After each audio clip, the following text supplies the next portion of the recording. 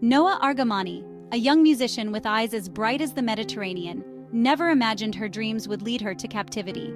She, along with three others, David, Sarah, and Avi, were the faces of an unimaginable ordeal: Israeli hostages held in Gaza. Their faces, splashed across news channels worldwide, reflected the fear and uncertainty that gripped their families and a nation. Noa, a gifted violinist, was supposed to be on stage, her music weaving its magic under the open sky. Instead, she found herself in a nightmare, a pawn in a deadly game of political chess. The stories of the other hostages were no less heart-wrenching. David, a seasoned journalist, had covered conflict zones across the globe. Yet nothing could have prepared him for the raw terror of captivity. Sarah, an aid worker, dedicated her life to healing others, her gentle touch a beacon of hope in troubled lands. Now, she was the one in desperate need of rescue. Avi, a retired teacher, carried with him a lifetime of stories and wisdom. His kind eyes, now clouded with fear, yearned for the comfort of home. The world held its breath, waiting, praying for their safe return. Every passing day brought a fresh wave of despair, their families clinging onto hope, their tears a silent plea for their loved ones' release. The Desert Melodies Music Festival, held annually near the Gaza border, was supposed to be a testament to peace and coexistence.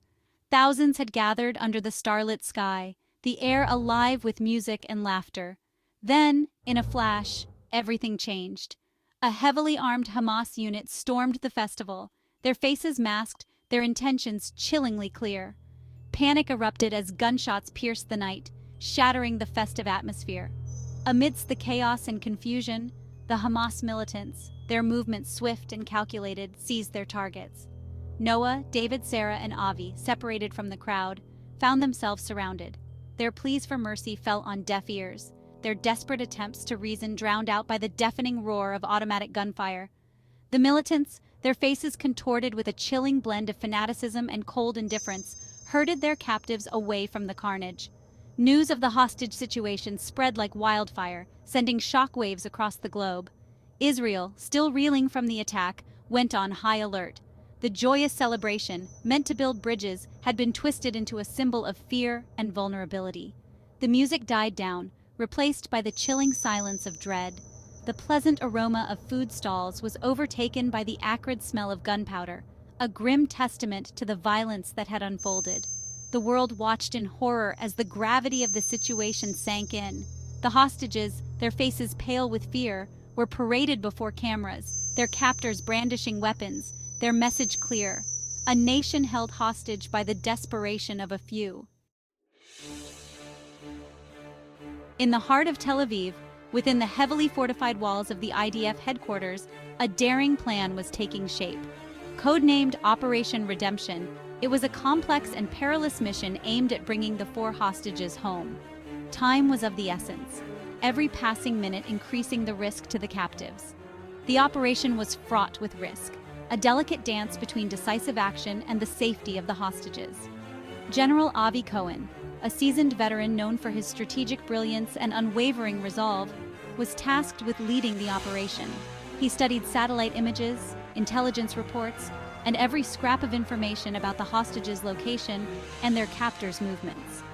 His team, comprising the elite Sayeret Matkal unit, was handpicked for their courage, skill, and unwavering dedication.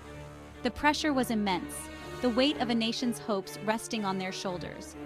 Under the cover of darkness, Israeli forces, their faces grim, their movements stealthy and precise, infiltrated Gaza. They moved with the precision of a surgeon's scalpel, their objective clear: to extract the hostages with minimal collateral damage. Drones buzzed overhead, their cameras providing a live feed of the operation, the tension in the command center palpable. Every heartbeat seemed to echo the ticking clock. The rescue itself was a whirlwind of controlled chaos. The commandos, their faces blackened, their weapons silenced, stormed the compound where the hostages were being held. A fierce but brief firefight ensued, the air thick with the smell of gunpowder and the deafening roar of gunfire. The hostages, caught in the crossfire, huddled together, their hearts pounding in their chests. Within minutes, it was over. The Hamas militants lay dead, their reign of terror cut short. The hostages, shaken but unharmed, were whisked away to safety. The news of the hostages' safe return sparked jubilant celebrations across Israel. Families, their faces etched with weeks of worry, were finally reunited with their loved ones. The sight of Noah, David, Sarah, and Avi, their eyes filled with tears of relief, stepping off the military transport plane, ignited a wave of euphoria across the nation. The streets erupted in joyous cheers, the air thick with a mix of relief and national pride. Prime Minister Netanyahu, addressing the nation, hailed the operation as a testament to Israel's unwavering commitment to protecting its citizens. He commended the bravery of the IDF soldiers, their courage and sacrifice ensuring the hostages' safe return. However, he also warned of a firm response to any future acts of aggression, emphasizing that Israel would not hesitate to defend its people. The message was clear: acts of terror would be met with swift and decisive retribution.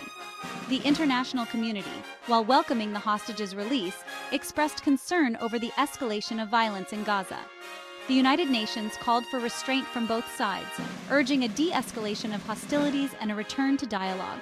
The United States, while reiterating its unwavering support for Israel's right to self-defense, urged all parties to exercise restraint and avoid actions that could further inflame tensions. The streets of Gaza, however, told a different story. The aftermath of the operation left behind a trail of destruction, a stark reminder of the human cost of the conflict. Buildings lay in rubble, the air thick with smoke and the stench of explosives. Palestinian families mourned their dead, their grief palpable, their anger simmering beneath the surface. The Gaza Strip, already reeling under a humanitarian crisis, was pushed further to the brink, the cycle of violence leaving an indelible scar on its people.